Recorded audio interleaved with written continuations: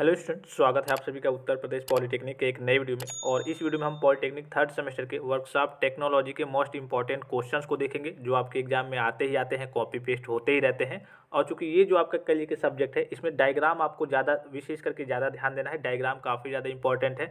और आप थ्योरेटिकल चीज़ें कुछ थोड़ा बहुत कम भी लिखते हैं, लेकिन डायग्राम आप बना करके एग्जामिनर को समझाने की कोशिश कर देते हैं, या फिर डायग्राम आप बना देते हैं अपने एग्जाम में, अपनी कॉपी में, तो एग्जामिनर उसी को देख करके आपके नंबर वगैरह अच्छे से दे देगा। ठीक है, तो डायग्राम पे आपको ज़्यादा फोकस करना है। इसके अलावा जैसे कि आपने इंजीनियरिंग मटेरियल्स का पेपर तो अभी तक दे ही दिया होगा, तो आपको सारी चीज़ें मालूम चल गई होंगी कि आपको इसमें टाइम काफ़ी ज़्यादा कम मिलता है। कम मिलता है मतलब क्या है, जैसे अगर आप पॉलिटेक्निक फर्स्ट सेमेस्टर के स्टूडेंट्स पहले थे, मतलब एग्जाम आपने दिया होगा, तो आपको अंदाजा होगा कि उसमें एक एक नंबर के दो दो नंबर के क्वेश्चन लिखने होते हैं, तो उसका एक एक लाइन में आंसर आ जाता है, या फिर एक एक शब्द में आंसर आता है। लेकिन इसमें आपसे जितने क्वेश्चन पूछे जाएंगे, केवल पाँच पाँच नंबर के ही पूछे जाएंगे, अप्लाइड मैथमेटिक्स थर्ड को छोड़ करके। ठीक है, अब पाँच पाँच नंबर के पूछे जाएंगे तो बच्चे थोड़ा सा समझ नहीं पाते हैं, टाइम के लिए कि ख्याल नहीं कर पाते हैं, और पता चलता है कि लास्ट में जाते जाते एक दो क्वेश्चन उनके 10-10 पाँच पाँच नंबर वाले छूट भी जाते हैं। तो आपको एक क्वेश्चन पे 15 मिनट से अधिक नहीं देना है। कोई भी क्वेश्चन हो, अगर नहीं आता है तो आप आगे बढ़ जाइए, दूसरा क्वेश्चन अटेम्प्ट कीजिए, इसको बाद में जाकर के कर लेंगे। लेकिन आप सोच विचार करेंगे 5 मिनट 8 मिनट ऐसे वेस्ट करते रहेंगे, तो लास्ट में जाकर के आपके एक दो क्वेश्चन छूट जाएंगे।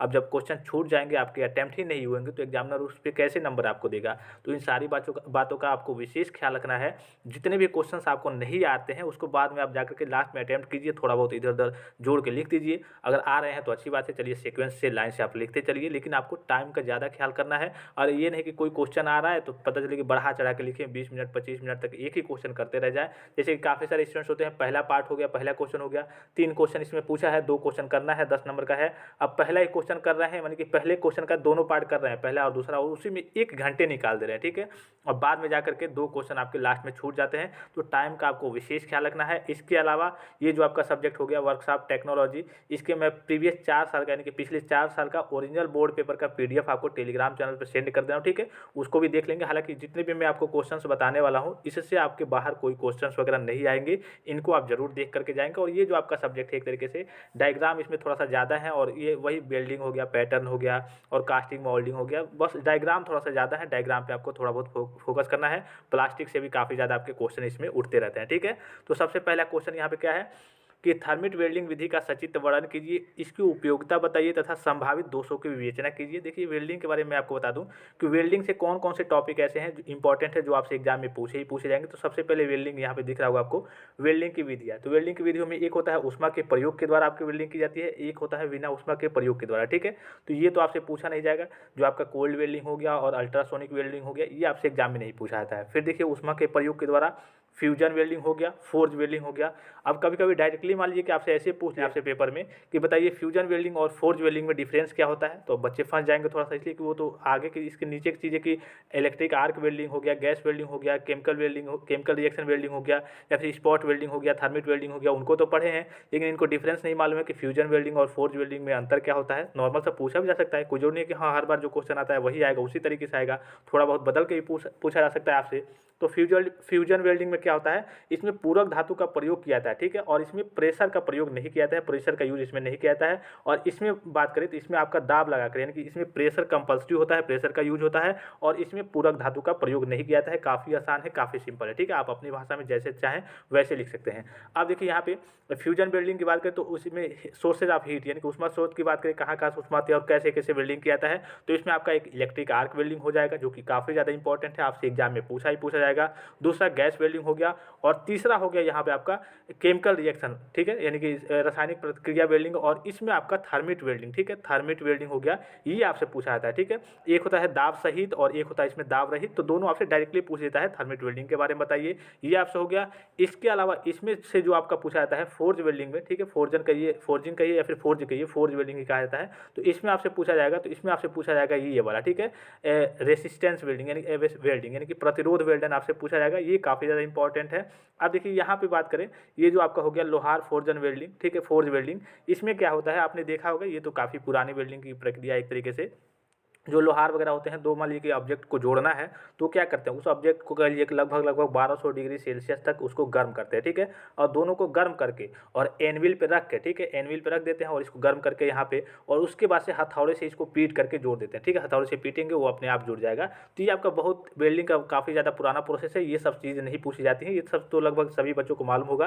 तो आपसे इसमें जो पूछा जाएगा, और इसमें भी देखिए यहाँ पे गैस वेल्डिंग में, गैस वेल्डिंग के टाइप्स की बात करें तो गैस वेल्डिंग में आपसे जो पूछा जाएगा, ठीक है, तो इसमें आपसे, इसमें जो आपका हो गया निम्न दाब वेल्डिंग में, तो ये आपसे पूछा जाता है स्पॉट वेल्डिंग और प्रोजेक्शन वेल्डिंग। ये काफ़ी ज़्यादा बार पूछा जाता है डायरेक्टली तरीके से कि हाँ स्पॉट वेल्डिंग का सचित्र वर्णन कीजिए, इसके करिए के प्रिंसिपल सिद्धांत को समझाइए। ये तीनों आपसे नहीं पूछे जाएंगे, ठीक है, ये तीनों आपसे नहीं पूछे जाएंगे, इसमें ये दोनों आपसे नहीं पूछे जाएंगे, ठीक है। डायरेक्टली आपसे वही आपका विद्युत इलेक्ट्रिक आर्क वेल्डिंग पूछेगा, या फिर डायरेक्टली गैस वेल्डिंग भी पूछ देता है, डायरेक्टली गैस वेल्डिंग, या फिर कभी कभी इसका नाम लेकर पूछ देगा कि स्पॉट वेल्डिंग या फिर प्रोजेक्शन वेल्डिंग को समझाइए, या फिर थर्मिट वेल्डिंग के बारे में पूछ देगा।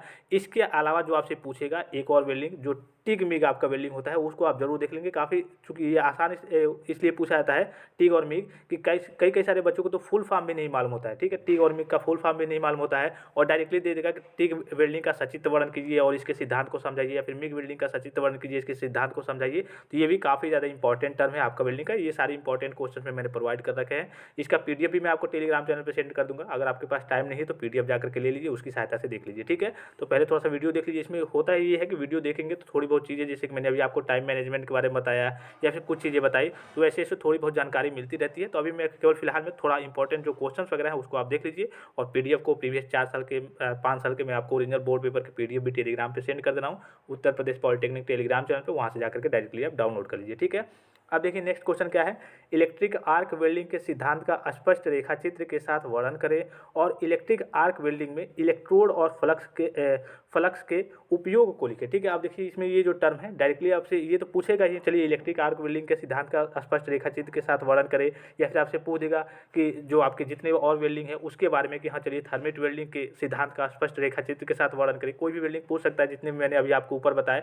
इसके साथ साथ उसमें जितने भी टर्म्स हैं या फिर जितने भी चीज़ें यूज होती हैं, जैसे इसमें आपका इलेक्ट्रिक आर्क वेल्डिंग में इलेक्ट्रोड हो गया या फिर फ्लक्स हो गया, तो इसका क्या उपयोग होता है, ये चीज़ है क्या, इसके बारे में भी आपसे पूछ सकता है। इसलिए ज़्यादा इजी क्वेश्चन आपसे देगा नहीं। अगर थोड़ा हार्ड पेपर बनेगा तो थोड़ा उसमें उसी क्वेश्चन में आपके आगे भी कुछ क्वेश्चन वगैरह जोड़ दिया जाता है, ठीक है। फिर यहाँ पे नेक्स्ट क्वेश्चन क्या आपका, गैस वेल्डिंग के सिद्धांत का सचित्र वर्णन कीजिए, ऑक्सीजन एवं एसिटिलीन के प्रेशर रेगुलेटरों की पहचान का भी वर्णन कीजिए। ये भी काफ़ी इंपॉर्टेंट क्वेश्चन है और आउट क्वेश्चन, ठीक है। फिर देखिए स्पॉट वेल्डिंग तथा प्रक्षेप वेल्डिंग का सचित्र वर्णन कीजिए, यानी कि आपका जो हो गया स्पॉट वेल्डिंग और प्रोजेक्शन वेल्डिंग, इसका भी आपको सचित्र वर्णन करके बताना है। थर्मिट वेल्डिंग के बारे में मैंने आपको ऊपर बता ही दिया।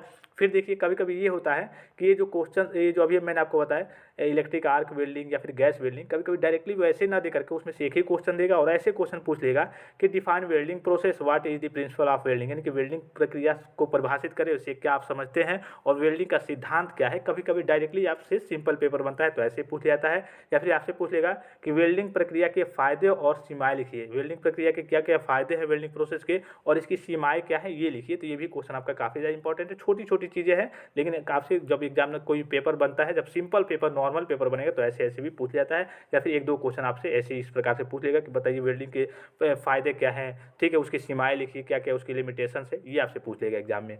फिर देखिए वेल्डिंग की विभिन्न तकनीकें क्या क्या है, गैस वेल्डिंग की प्रक्रिया बताइए, तो मैंने आपको ऊपर ही बताया। तो वेल्डिंग की कौन सी तकनीकें हैं, किन किन तकनीकों का यूज करके हम वेल्डिंग करते हैं, इसकी तकनीकें बतानी है।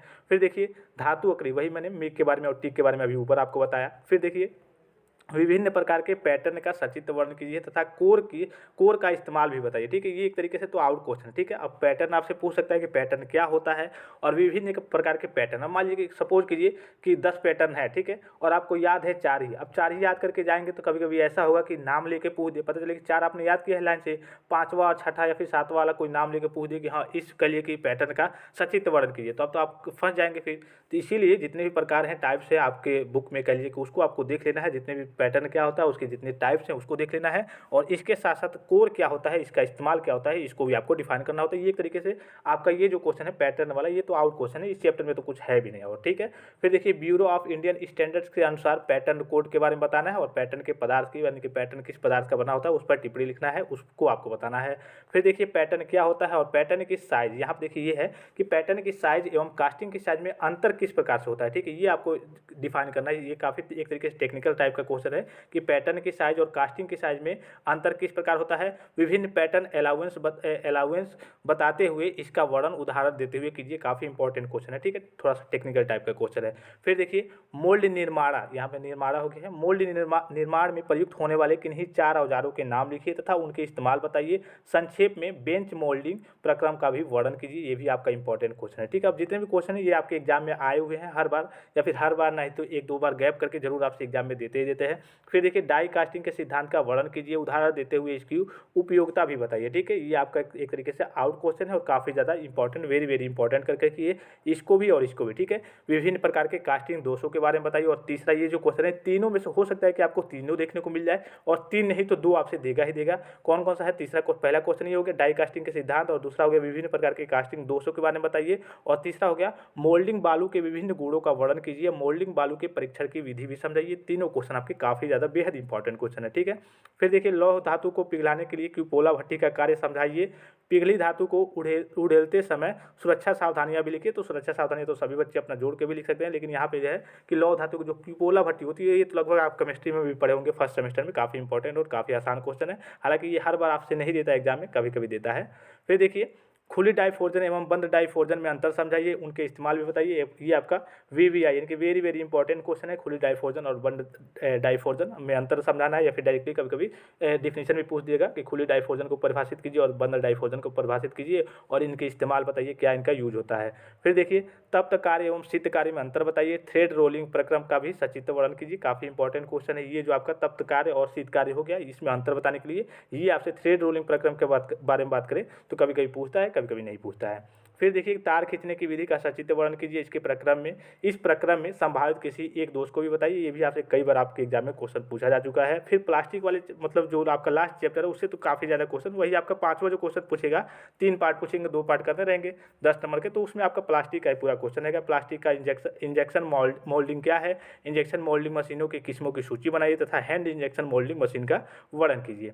फिर देखिए प्लास्टिक की आपका एक्सट्रूशन ब्लो मोल्डिंग, आप प्लास्टिक यानी कि प्लास्टिक की एक्सट्रूशन ब्लो मोल्डिंग का स्पष्ट रेखा चित्र सहित वर्णन कीजिए। फिर प्लास्टिक के वर्गीकरण क्या है, निम्न घनत्व पॉलीथीन गुण के गुण एवं उपयोग भी लिखिए। अब देखिए कभी कभी निम्न घनत्व तो देता है, लो डेंसिटी पॉलीथीन देता है, कभी कभी हाई यानी कि उच्च डेंसिटी पॉलीथीन के बारे में पूछ देता है। अभी नीचे वो क्वेश्चन दिख जाएगा, ये तो इसमें आपका पूछा है निम्न घनत्व पॉलीथीन के गुण एवं उपयोग लिखिए, और कभी कभी उच्च घनत्व पॉलीथीन के गुण और उपयोग लिखने के लिए आपसे पूछा जाता है। फिर देखिए पूर्णतः स्वतः चालित इंजेक्शन मोल्डिंग मशीन के प्रमुख लक्षणों का वर्णन करें। यह मशीन कैसे कार्य करती है समझाइए। अब देखिए मोल्डिंग वाले में, कास्टिंग एंड मोल्डिंग वाले में इतने मशीनें हैं, थोड़ा सा बच्चे थोड़ा सा परेशान हो जाते हैं, फिगर वगैरह इसमें ज़्यादा वगैरह होते हैं, इसलिए बच्चे थोड़ा, ये देखिए आपका आ गया उच्च घनत्व पॉलीएथिलीन है तथा PVC यानी कि पॉलीविनाइल क्लोराइड के गुणों एवं उपयोगों का वर्णन कीजिए। ये आपसे करिए कि एक क्वेश्चन ये आपसे पूछेगा, या फिर ये नहीं तो आपसे ये पूछेगा, ठीक है। ये आपका इन दोनों में से आपका एक कोई क्वेश्चन पूछेगा ही पूछेगा। फिर देखिए संपीड़न मोल्डिंग के सिद्धांत का वर्णन करें, इसके लाभ और नुकसान की सूची बनाइए। ये सब आपके एग्जाम में आए हुए हैं, ठीक है, प्रीवियस ईयर में या फिर उसके प्रीवियस ईयर में आते ही आते हैं, मतलब 1-2 साल गैप दे करके। ये भी आपका इंपॉर्टेंट क्वेश्चन। देखिए राइजर क्या है, इसका उपयोग क्यों किया जाता है, ये आपको बताना है। और गेटिंग सिस्टम के तत्वों को विस्तार से समझाइए। ये भी आपका इंपॉर्टेंट क्वेश्चन है, आपका एग्जाम में आया हुआ क्वेश्चन है।